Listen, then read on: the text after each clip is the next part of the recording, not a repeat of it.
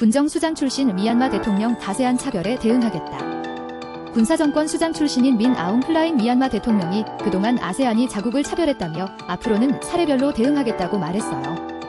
1일 블룸버그 KP 통신 등에 따르면 hlaing 대통령은 전날 수도 네피도 의회에서 한 국정연설에서 지난 5년 동안 일부 아세안 국가가 미얀마를 차별했다고 주장했어요.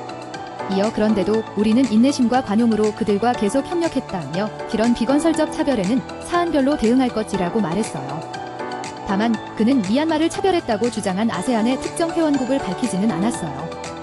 hlaing 대통령은 차별 사례로 2021년 미얀마 내전을 끝내기 위한 폭력 중단과 민간인 공격 중단 등 아세안의 5개 합의 내용을 들며 모든 회원국의 동의 없이 발표됐다고 주장했어요.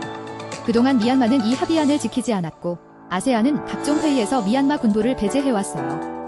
최근 아세안 일부 회원국은 사실상 고립된 미얀마와의 관계 진전을 바라지만 또 다른 회원국은 내전 지속과 5개 합의 불이행을 이유로 미얀마의 불만을 드러내고 있어요.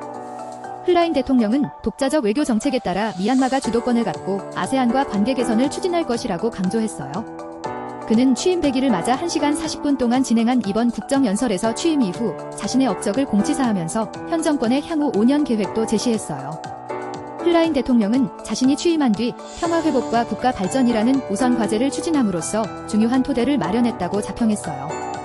이어 앞으로 2년 동안 민주주의와 연방제를 기반으로 현대적이고 발전된 국가의 토대를 만들고 이후 3년 동안은 새로운 국가 건설을 전면적으로 추진하겠다고 밝혔어요. hlaing 대통령은 또 전국 330개 행정구역 가운데 지난해 12월부터 올해 1월까지 진행한 총선 당시 내전으로 투표하지 못한 102개 타운십에서 내년에 특별선거를 실시할 것이라고 예고했어요. 그는 또 미얀마 청년들이 다른 나라로 떠나는 추세여서 자국 경제 발전에 타격이 된다면서도 그 원인 중 하나로 지목된 징병법의 영향에 관해서는 별다른 언급을 하지 않았어요.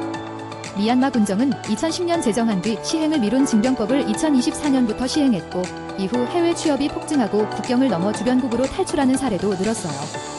이 징병법에 따라 18에서 35세 남성과 18에서 27세 여성은 군 복무 대상이며 복무기간은 최대 2년이고 비상사태 때는 최대 5년까지 연장될 수 있어요.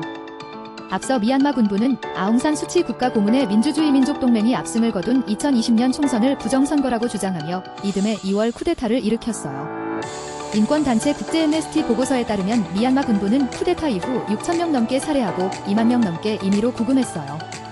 군사정권에서 최고사령관으로 수장을 지낸 hlaing 대통령은 올해 초 야당을 사실상 배제한 채 치른 총선에서 군부가 압승함에 따라 대통령으로 선출됐어요. 이후 일부 반대 세력을 사면하거나 수치 고문의 수감을 가택연금으로 전환하는 등 유화 정책을 내놓았지만 반군과는 여전히 내전 중이에요.